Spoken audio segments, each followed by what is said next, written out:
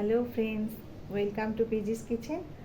আজ আমি নিরামিষ ঢ্যাঁড়সের তরকারি রান্না করে দেখাবো। তো চলো দেখে নিই কীভাবে নিরামিষ ঢ্যাঁড়সের তরকারিটা রান্না করব। এই নিরামিষ ঢ্যাঁড়সের তরকারিটা রান্নার জন্য কী কী জিনিস লাগবে সেগুলো আগে একটু দেখিয়ে নিই। ঢ্যাঁড়সের তরকারির জন্য ঢ্যাঁড়স তো লাগবেই। আমি এখানে 250 গ্রাম মতন ঢ্যাঁড়স নিয়েছি, একদম কচি কচি সবুজ ঢ্যাঁড়সগুলো। আর নিয়েছি ঢ্যাঁড়সটা ম্যারিনেশনের জন্য একটু বেসন নিয়েছি, লঙ্কার গুঁড়ো, কাশ্মীরি লঙ্কার গুঁড়ো, হলুদ অল্প, আর নুন। আর নিয়েছি এখানে 1-2 টেবিল চামচ মতন পোস্ত, আর 1 টেবিল চামচ মতন সর্ষে, কালো সর্ষে, আর 1 টেবিল চামচ মতন সাদা সর্ষে। এই মশলাগুলোকে আমি একসঙ্গে বেটে নেব, আর তার সাথে আমি 2টো কাঁচা লঙ্কাও দিয়ে দেব। এদিকে নিয়েছি অল্প একটু টক দই, আর নিয়েছি কতগুলো কাজু বাদাম।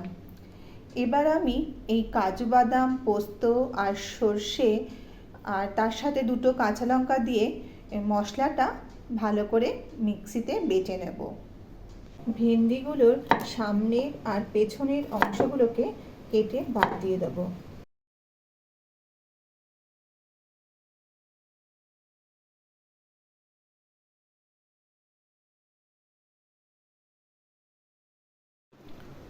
ভেন্ডির সামনের আর পেছনের অংশগুলোকে কেটে নিয়েছি, সব কাটা হয়ে গেছে। এবার আমি ভেন্ডিগুলোকে হালকা করে একটু চিড়ে দেখে নেব, অনেক সময় ভেন্ডির মধ্যে পোকা থেকে যায়, তো হালকা একটু চিড়ে আমি দেখে নেব সেটা। এবার আমি ভেন্ডির মধ্যে 2 টেবিল চামচ মতন বেসন দিয়ে দিচ্ছি, কাশ্মীরি মির্চ অল্প, একটু হলুদ, অল্প নুন,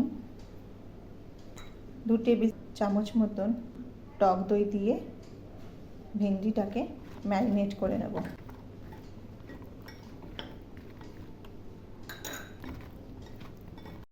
কড়াইতে সর্ষের তেল দিয়ে দিয়েছি গরম হবার জন্য। তেলটা দেখো গরম হয়ে গেছে। এবার আমি ম্যারিনেট করে রাখা ভেন্ডিগুলোকে ভেজে নেব।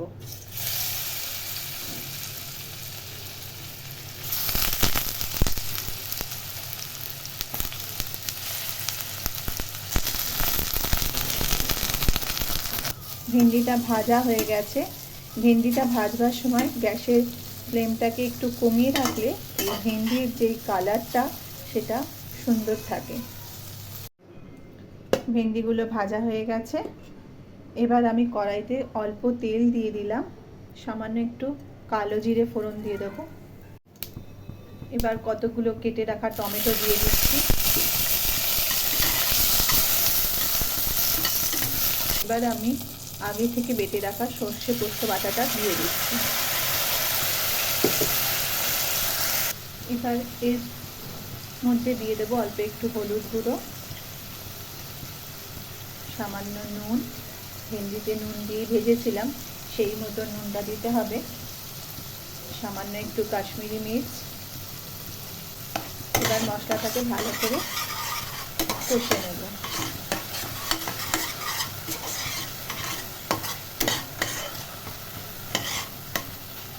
মশলাটা কষা হয়ে গেছে।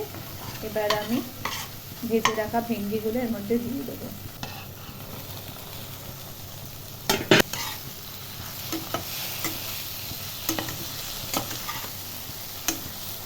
একটু নেড়ে ছেড়ে এবার এর মধ্যে জল অ্যাড করে দেব। এবার একটু ঢেকে দিচ্ছি, 2-3 মিনিট হতে দেব।